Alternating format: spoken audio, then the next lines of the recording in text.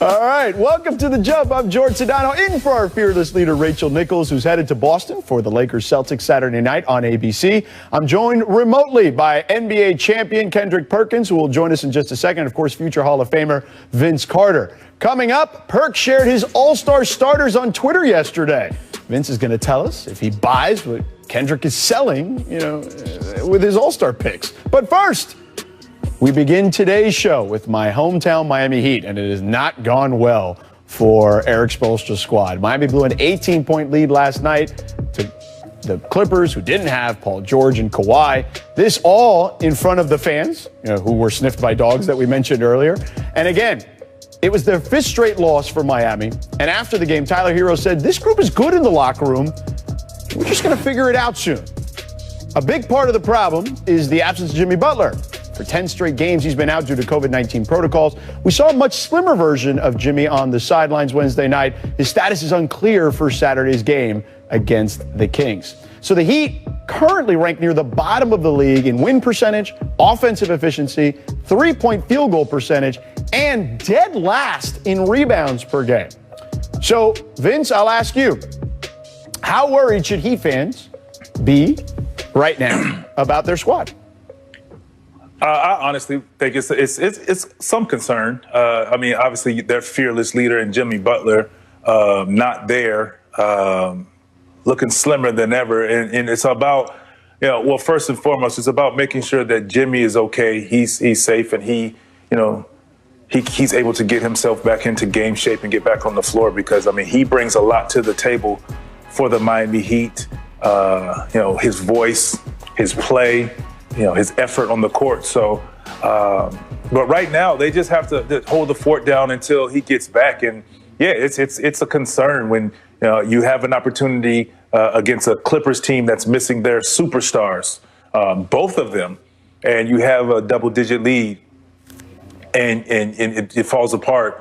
That is a concern because they pride themselves on their defensive culture and the atmosphere and just closing games and being able to take care of business, and it's not getting done right now. So hopefully Jimmy gets better, get back on the court for them, and they can go back to their winning ways. Perk, what about those guys from the 305? I know you were big on them last year. What are you seeing from them right now? Well, unfortunately, George, the goons from Dade County has been affected by injuries and the COVID protocol, and it sucks. But here's the thing: the Heat are in trouble right now because the East is stronger. It's no more of this weak Eastern Conference. To me, the East is just as equal as the Western Conference, and you have a lot of teams right now like the Pacers, the Hawks, the Orlando Magic. The Cleveland Cavaliers that are getting better. Even the Knicks. So to be 6 games under 500 right now at this point and not playing really good basketball, inspiring basketball, and have to play catch up in this strong Eastern Conference is just not good right now, George. And it's sorry to say, but the Heat are in trouble. They got to pray because it's first 48 right now. Yeah, I don't think there's any question about it, Perk, when you think about it. Look, the Jimmy situation is big. I don't think there's any doubt about it. I thought Vince nailed that. And look, I'm not going to act like I'm a doctor or I even know anything, but I do think that considering he's been out this long, it probably shows you how serious the COVID situation was within the Miami Heat organization. They have dealt with injuries. I think they've only played maybe half their games with at least 8 players. That's a big problem, right? Like when you're fielding a team with a bunch of G League guys, I don't care how good Eric Spoelstra is, I don't care how good Bam has been, and they've both been great thus far this season. That's a big problem to overcome. Like, it's a challenge. I do think that we've seen this team, though, when their back is against the wall. If they can get right, I still feel like they can be one of those teams that can sneak in to the play-in situation or maybe even to that 8th or 7th spot in the East. But George, like you said, like Perk said, rather, you get too far down the line, it's going to be almost virtually impossible to get yourself back into contention to get into the play-in game because I think she said 6 games under 500. Well, you keep pummeling down there. After a while, it's even when Jimmy gets back because he still has to get in game shape. Right. He has to get back into that high level basketball shape that he's capable of being in, it could be too late. All right, let's move on here. The NBA All-Star voting started earlier this week. Perk, you shared your All-Star starters for each conference on Twitter yesterday. Hashtag carry on. Take us through your selections, starting out west. What do we got here? Well, first of all, you got LeBron James, right? I mean, think about it. He's playing at an extremely high level, at an MVP type level, so that was a no-brainer. You look at Stephen Curry, a guy that probably if he wasn't playing with the Warriors, they probably would not have won the game this season. So almost averaging 30 points a game. Look at what Dame Lillard is doing, being the Dame Dollar that we know, putting up almost 30 points a night. And then you talk about Big Jokic, the Joker. His number speaks for himself. Jamal Murray hasn't been playing up to par like we expected him to play. We thought he was going to take a tremendous leap this year after what we saw in the bubble, and he hasn't. So Jokic has been carrying this Denver Nugget team, and I would never question a great Greg Popovich again. When he make a comparison like he did saying that Jokic is the new Larry Bird, I believe him, okay? And then Paul George. I know everybody want to talk about Kawhi Leonard, and rightfully so, but Paul George is having one of the best seasons of his career. Yeah. He's shooting 50, 49, 50, 48 from the three and 90 from the line to some ridiculous stat number like that. And he's playing some inspiring basketball. And guess what? He took a lot of heat in the bubble. He took a lot of heat this offseason. He said that people were going to pay on the All the Smoke podcast, and he's showing up. So not only is he talking the talk, but he's walking the walk. And that's how I selected my All-Star starters in the Western Conference. Do you and Vince got a problem with it, George? Okay, let's go with Vince first. Vince, what do you think about Perk's selections? I like the selection. There's only one person that is kind of question, if you would, and it's Paul George, and everything you saying is 1,000% correct. But what about that guy in Dallas by the name of Luka Doncic? He's almost having a triple-double, doing what he needs to do, and I just feel like he is playing great basketball, and he's improving and getting better as well. Right. He's played more games and has a better average as well. But it's one of those things. It's just, either you like this way or you like it that way. I just think Luka Doncic is playing at an all-star level. Yes, he was already in the running for MVP coming into the season, and he's living up to it. He's playing some great basketball as well. Well, George, I hear you saying right. Do you second that? Well, no, I think that Luka is in the conversation. I probably wouldn't put him over any of those guys that you have at the moment. But the one guy, if I had to think of one guy that I think was also omitted on that list, and I don't have a big problem with your list, but Spider Mitchell, Donovan Mitchell has been fantastic. He's on the #1 team in the Western Conference. I know this may be blasphemous because I think Steph Curry is a transformational, transcendent talent. But if we're talking about this particular season, okay, I may put Donovan Mitchell in there ahead of Steph this particular season. But I ain't going to fight you on it. Well, first of all, I would never fight you because you'd kill me. But number two, but number two, I wouldn't fight you on it because it's just close to me. Like, I mean, if you went with Steph, I ain't going to argue too much. Yeah. Okay, well, let me say this, George, and you have a great point. But when you look at the Utah Jazz, they have a good team. They have a great team. Mm-hmm. So when you look at their stat line, they have guys, 6 or 7 guys every night that are finishing in double-figure points. And no knock on Spider, but he has had an up and down season. And you have guys like Jordan Clarkson, who has been like a 6 Man of the Year candidate, who has been helping the Jazz win games. Now, Vince, let me get to you on your point about Luka.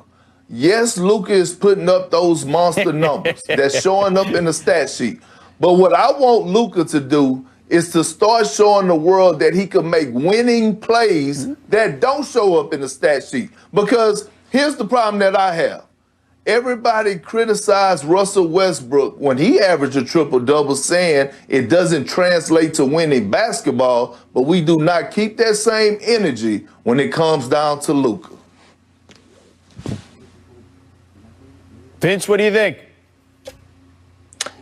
I'm going to say this. I think without Luka on the floor, though, Dallas, why I felt like he's playing basketball, and I agree with you. If he continues the killer instinct and mentality, and to prove that, he can lead their team, good things can happen. But like I say, you take him off, like you mentioned with Donovan Mitchell.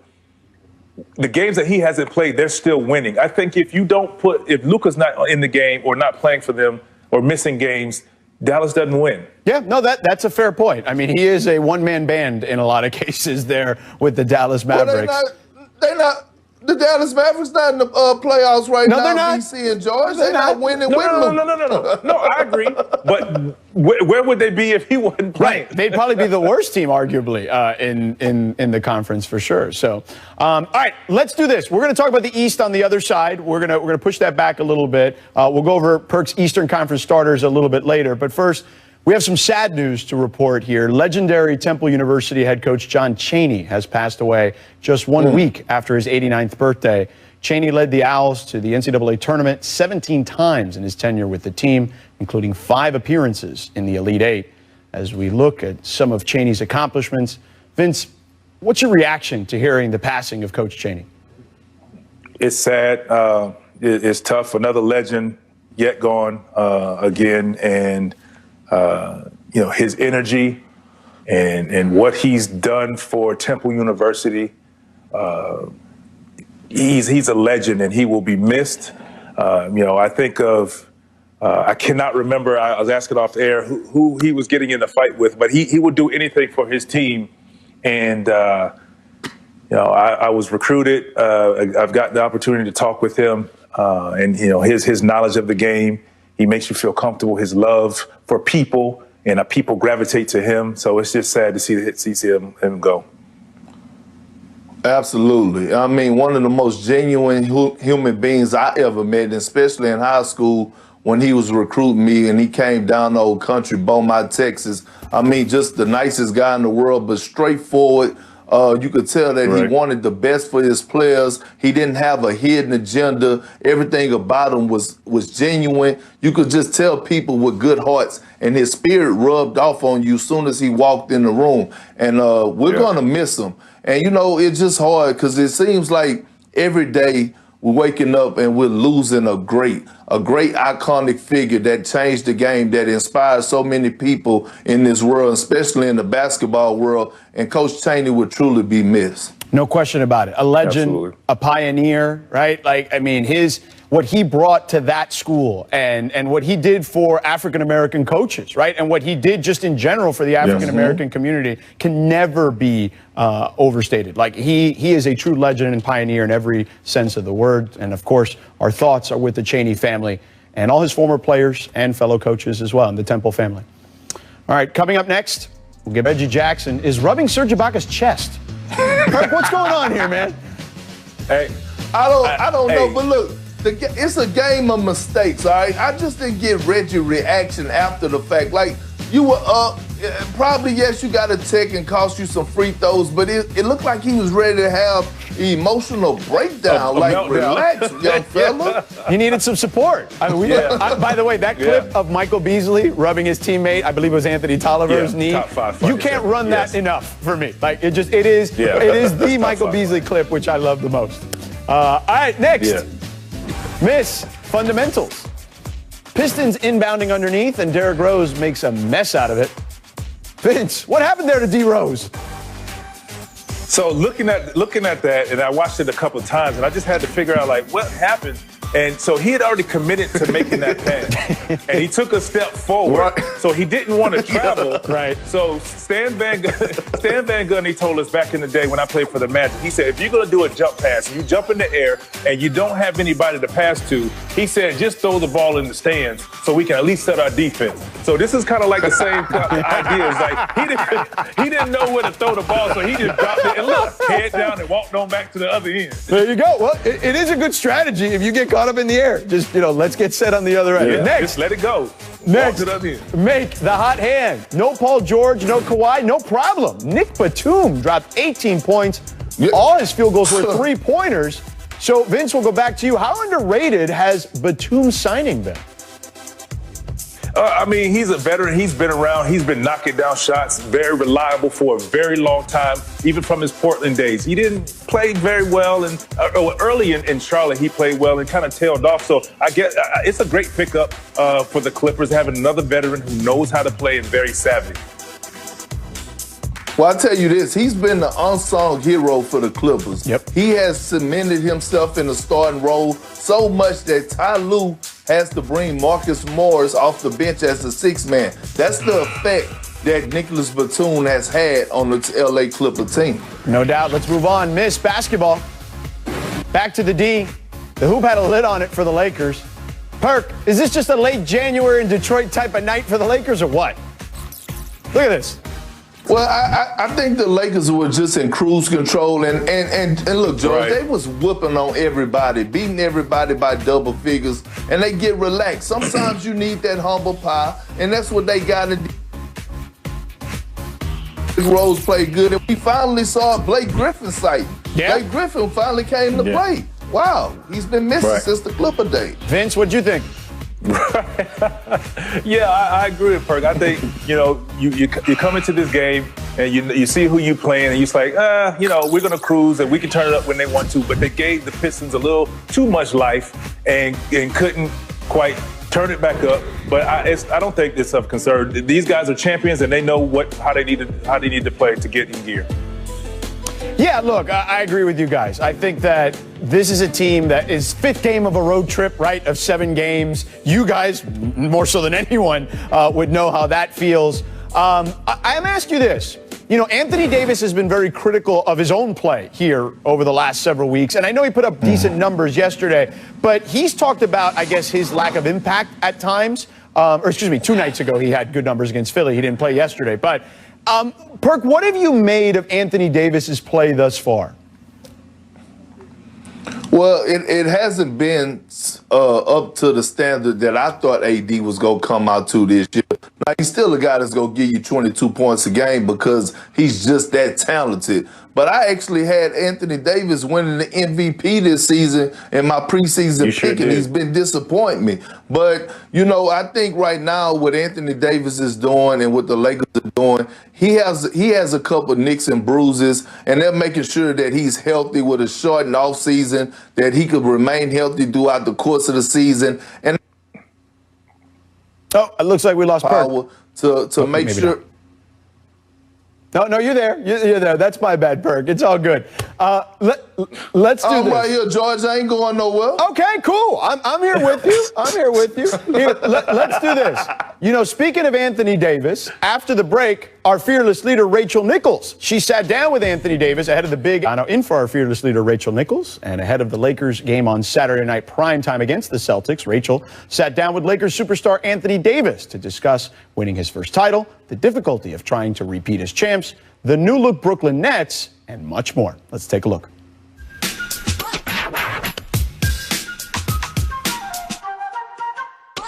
You're in a Super Bowl ad. That's kind of crazy. When they came to you and said, do you want to be in a Super Bowl commercial? How did you feel about Michelob wanting you to do this? It's definitely an honor. It's like, being in a video game for football. What's more bigger than maybe the Super Bowl is the Super Bowl ads. It's you, it's Serena Williams, it's a bunch of other athletes, and the tagline is, are you happy because you win, or do you win because you're happy? Which is kind of an interesting idea and something you and I have talked about in bigger, larger ways for years, right? Yeah, it is. If you think about it, it's really like a crazy concept. And for me, I think, especially with what I've been through 2 seasons ago with New Orleans, and then coming to LA and winning a championship, I think you win because you're happy. With me applying this to my life, off the floor, I was happy. On the floor, I was happy, joyful, excited. And now I win a championship. So I think some people is happy because they win, but I for sure was the other one. I would definitely win because I was happy for sure. So when you did win the title, we were all in the bubble. Did you reward yourself with anything? I know you have a very fancy, large, shiny ring, but did you get anything for yourself? I didn't. I know I see some guys, Kuz pulled up in a Lamborghini. I was like, oh, cool, you doing your thing. So I haven't bought anything of that magnitude. The only thing that I hate that we didn't do was have the parade. We really pushed to have that parade, but that just means we have to win it again this year to have one. Is that what you think? Because they said they're going to delay it and do it anyway. But if you just win another title, you can just take care of it all in one. Exactly. That's the plan. How does winning a championship change your mindset? When we won, obviously I was a meme, crying and things like that, but that was one of the best feelings in the world, for sure. And I want to have that feeling again, and a couple more times.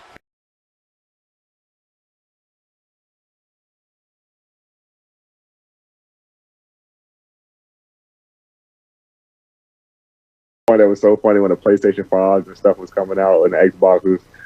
When your girl walk in and buy you a PS5, and it was me sitting there crying. Oh, it was hilarious. They had them for everything. There was also the one of you peeking around the door when we were in the bubble. Yeah. That one too. That was a good one. Man, I had a couple memes in the bubble, huh? Man. See? You're an internet star, Anthony Davis. What is hard about trying to repeat? You're gonna get everybody best shot. You're gonna get everybody wants to be the champions. That's the toughest part. And now you appreciate. And they just went in, they added players. But now, as a champion and you come out this year, you really appreciate, like, man, those guys, that was tough what they did. That was very tough to come out and repeat, and even back when Shaq and Kobe three-peat, it was tough to see what those guys did, especially when, you have this target on your back. So you're going to get everybody's best shot. Breaking news, James Harden has been traded. You assemble Lethal Weapon 3. There's simply no excuse not to come out of the East. The landscape of the NBA has changed again. What do you think of James Harden, Kevin Durant, Kyrie Irving playing together and the challenge that might pose to you if you end up meeting that team in the finals? It's a threat. They're definitely a threat. They're a team that, like I say, can score at will. They're a good team, and I think they're the favorites in the East now, since JH went over there. So it's going to be a fun battle. It's definitely going to be a battle. We built different, dog. We built different.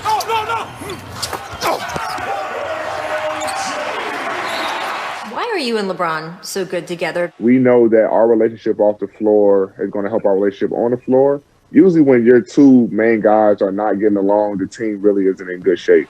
And for us, we have two guys who really, really like being around each other and want the best for each other. So it makes everyone around us feel more comfortable and makes it easy for them to come talk to us or, be around us and hang with us, which helps our team camaraderie and help us get one step closer to our goal.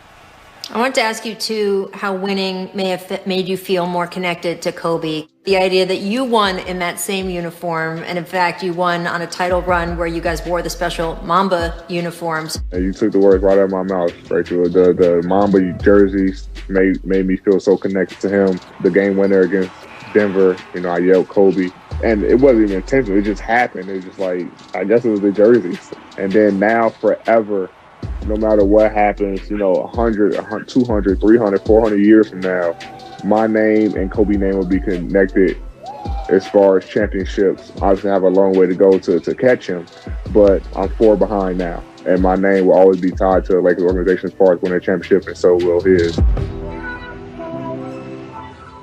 All right, thanks to AD and Rachel for that interview. I'm George Sedano, still here with Kendrick Perkins and Vince Carter. And we're now joined by our senior writer, host of the Low Post podcast, Zach Lowe. Zach, welcome aboard. So, Zach, earlier in the show, we were talking about Perk's West All-Star starters. Now it's time for his East lineup that he posted on Twitter. We're going to debate here in a little bit. He's got Kyrie Irving, Jaylen Brown, Giannis, KD, and Joel Embiid. So, Zach, we'll start with you. Do you agree with these picks?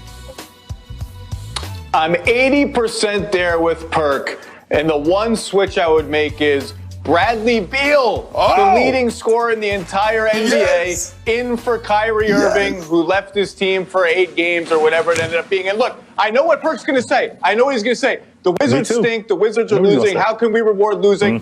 The Wizards, who have half a team, are almost dead even in scoring margin with Bradley Beal on the floor. They're like minus 1.5 per 100 possessions. When you consider who Bradley Beal is playing with, that is a pretty damn impressive feat by Bradley Beal. Off the court, they're like minus $1 million when Bradley Beal doesn't play. So I'm going to set the record aside and reward Bradley Beal for his individual play and put him in his starting five. Otherwise, Perk, I'm with you. Great job. VC?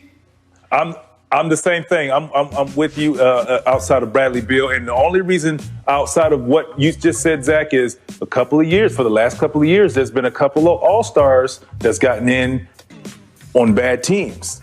So they open the door to start something. So Bradley Beal, who is now leading the league in scoring, is just a little different. I mean, he's playing, and like you said, you take Bradley Beal off the Washington Wizards right now. Where are they? 0 wins, 0 wins, and they don't come close. So outside of that, and the only reason I say that because Kyrie hasn't played, he's still playing at a high level, but he hasn't played as many games. I mean, Bradley Beal has been there putting in work, and he's the focal point for every team he plays against, and he's still putting up 30, 40, 50, 60. So salute to him. Let's go, Perk. That's what you got, man. Well, listen, look. I have no knock on Bradley Beal. He's just not a starter. I feel like he's going to be an all-star, and rightfully so, because he is leading the league in scoring. But this is what you also have to look at when you're picking all-star starters, all right? The all-star game is not what it used to be. It's solely entertainment. And they want to see guys in there that's going to entertain. What other better entertaining player that we have in today's game than Kyrie Irving? I mean, he is and one mixtape. But when you think about what he's brought to the table, this is arguably Kyrie Irving's best year. He's averaging almost 28 points a game, and he's shooting a career high of 52% from the field. So I get it, right? He did miss some games, but when he's been on the court and between those lines, he's been definitely hard to stop.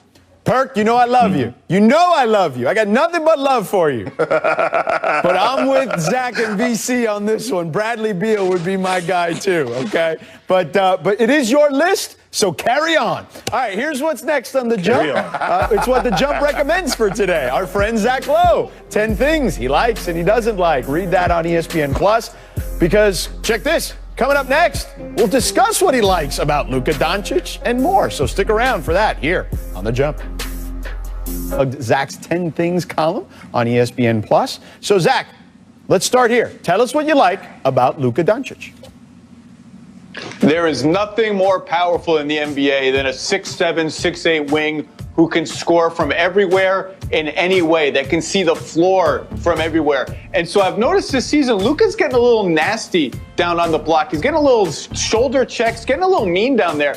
And I really like that because in the playoffs, even if you're a LeBron James, you need every tool in the toolbox to beat the best defense, because you're going to see switches, you're going to see mismatches. And if you can't punish smaller guys in the post, your team's going to suffer. But Luka, he's getting a little nasty down there. And you guys know he might be the best passer in the league, certainly top 3. If you double him on the block with 4 shooters around him, forget about it, it's over. So we know he can score on the pick and roll. We know he's going to shoot step-back threes. If he adds a post-up game on mismatches, it's a problem.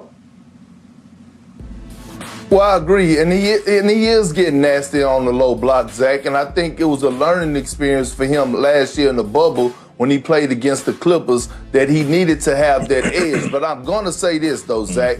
When are we going to start holding Luka accountable on the defensive end? When we going to start holding him accountable for us making winning plays that don't show up in the stat sheets? We watch a lot of stars. You could go from top to bottom, from Giannis to LeBron James to Kawhi Leonard, guys that are diving on the floor for loose balls, taking charges, chase down blocks, anchoring the defense, doing those type of things. When are we going to see that out of Luka? I think that's the next step that he has to take for us being a superstar player and converting those historical numbers into big wins. I think he saw those post moves from the Perk tape from back in the day that we've been running here on The Jump, and maybe that's where he got those moves. All right, so Zach. Perk was nasty. Yeah, so there you go. He's dropped that shoulder. He knows where it's coming from. All right, so Zach, tell us what you like. What you like.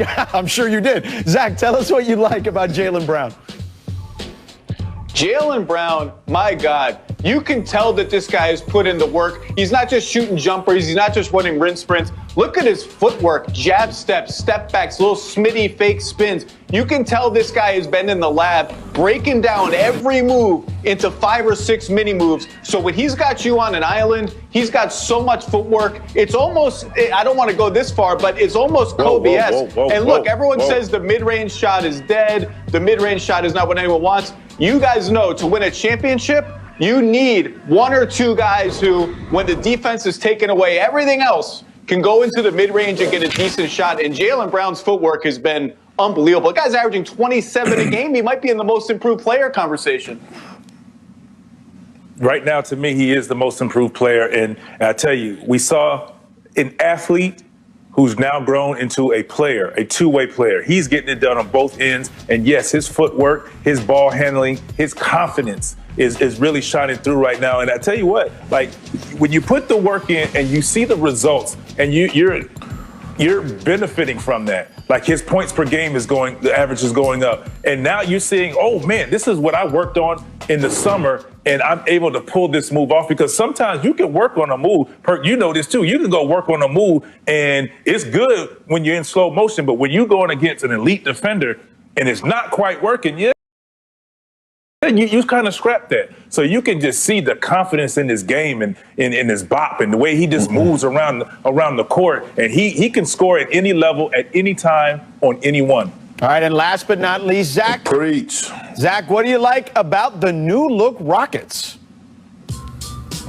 I just think the Rockets have all these NBA characters. It's like NBA Mad Libs come to life. There's John Wall, DeMarcus Cousins, Eric Gordon's doing stuff. Oh, Victor Oladipo's there. Number one, they're playing super hard. They're number 1 in defense since the James Harden trade. Let me repeat that. The Houston Rockets have the best defense in the NBA in the last 8 to 10 games. That's ridiculous. And John Wall, I'm so happy for John Wall because he was one of my absolute favorite players to watch in the NBA when he was healthy. A woefully underrated passer. The guy is a visionary passer. He made corner threes a thing in Washington. He conjured them from nothing with his passing. And every night we are seeing flashes, and sometimes more than flashes, entire quarters, halves, of vintage John Wall streaking up the floor, lefty dunks, hitting people for corner threes. It's been wonderful to see, and I really hope it keeps up.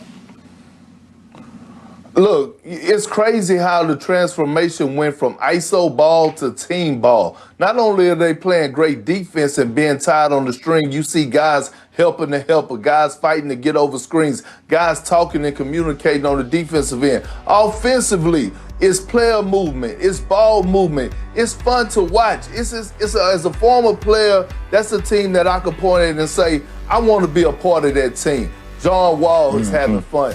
DeMarcus Cousins is showing back what he could do. Christian Woods possibly could make the All-Star game the way that he's been playing. But look, I coach a 3rd grade team in AAU, and if I had one team to pick right now to show them film on how to play team ball, it would be the Houston Rockets.